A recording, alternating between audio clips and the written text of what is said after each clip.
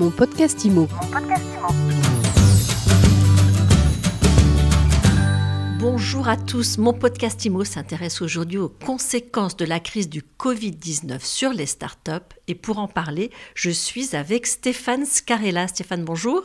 Bonjour Ariane, bonjour à tous. Stéphane, vous êtes directeur général du salon Rent. La commercialisation du salon, elle a été lancée une dizaine de jours juste avant la crise sanitaire. Comment est-ce que ça se passe ?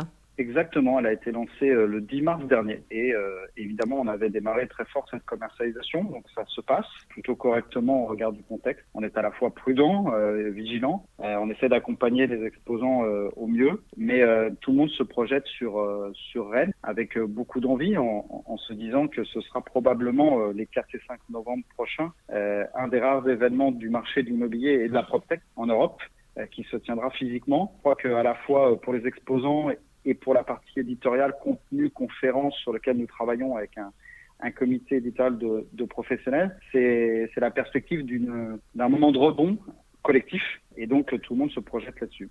La commercialisation, vous le disiez, elle a commencé le 10, on est confiné depuis le 16, quelque chose comme ça. Est-ce que vous avez senti un avant-après ? Oui, bien sûr. On a démarré très fort sur les 6 ou 7 premiers jours puisque la majeure partie des exposants de 2019 souhaitaient revenir en 2020. On était ravis. Et puis, on a aussi, nous, beaucoup travaillé avec Viparis sur le fameux pavillon 6 pour proposer quelque chose de nouveau. Donc, ça a démarré très fort. On a enregistré tout ça. Et puis, depuis, ça continue d'avancer. Alors, évidemment, le rythme n'est pas le même. En revanche, on a un peu plus de temps pour travailler avec les exposants sur une définition des besoins pour eux et de visibilité plus forte. Donc, ça nous laisse un peu plus de temps, mais on prend des stands tous les jours et on accueille des startups tous les jours, donc ça avance. On est sur des temps de passage, comme on a tous un peu plus de temps, qui est beaucoup plus fort que ceux de l'an dernier à la même époque. Tant mieux, on aura un peu plus de temps pour préparer, je le souhaite en tout cas, le rendez-vous du rebond. Est-ce qu'à un moment donné, vous avez imaginé annuler ou décaler l'événement ? C'est une question qui est évidemment, on a en tête, on est très vigilant, on fait attention à ce qui se passe, on est à l'écoute à la fois de Viparis, qui est l'opérateur de la porte de Versailles, et puis évidemment des autorités, donc on dépend complètement de ça.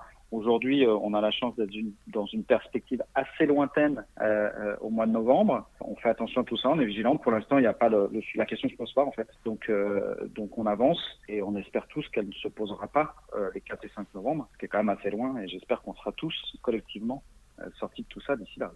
Stéphane Scarella, vous êtes au premier poste d'observation du marché de la PropTech.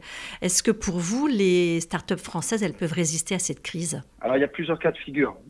J'ai envie de vous dire oui, parce que la majeure partie des startups que je vois dans la PropTech saisissent des opportunités. En tout cas, elles ont su, en préalable, je trouve, très très tôt, dans ce confinement, elles ont su réagir très vite, elles ont été très solidaires. Je vois beaucoup de choses sur les réseaux sociaux où ces startups de la PropTech proposent leurs services finalement, et vous le voyez comme moi, aux professionnels à travers des formations, des webinars et plein d'autres dispositifs. Donc ça, je trouve que c'est vraiment très bien. Ça leur permet de rendre visibles leurs solutions et leurs services. Ça, c'était le préalable. Ensuite, évidemment, alors, il y a deux situations. Il y a les startups qui sont financées et qui ont un business model qui est déjà en place. Elles, évidemment, elles doivent faire très attention, comme toutes les boîtes du pays aujourd'hui, à leur trésorerie. Donc, elles sont vigilantes, mais ça se passe plutôt bien.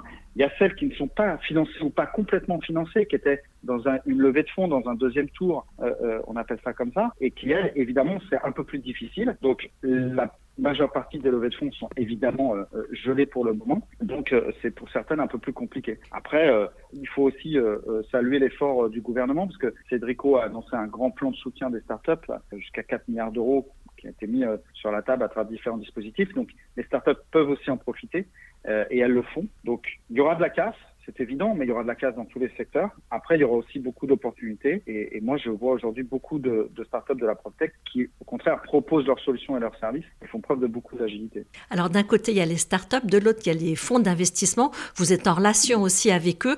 Quelles sont leurs stratégies aujourd'hui ? Il y a un baromètre qui est sorti la semaine dernière et qui révèle que 70% des fonds d'investissement clairement ont mis le focus sur leur portfolio, c'est-à-dire ils gèrent leur portefeuille, évidemment aujourd'hui avec beaucoup de vigilance, et encouragent les startups qu'ils ont en portefeuille à observer leur trésorerie de manière, je dirais, très focus, ça va de soi.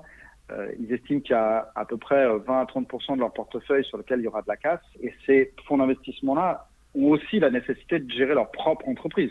Donc, ils sont aussi dans l'obligation de faire attention.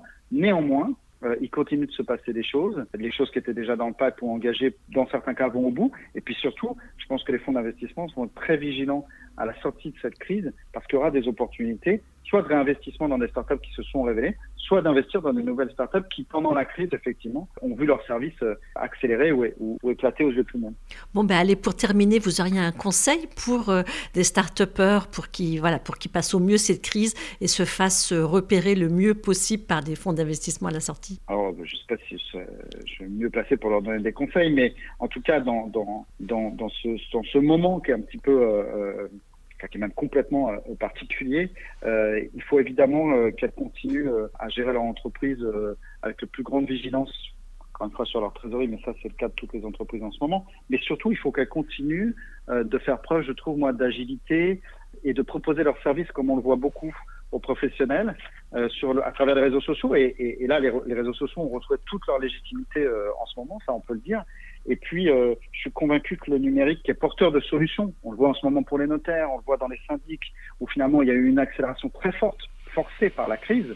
Et là, il y a des startups qui sont en train de se révéler pour les aider, pour les accompagner.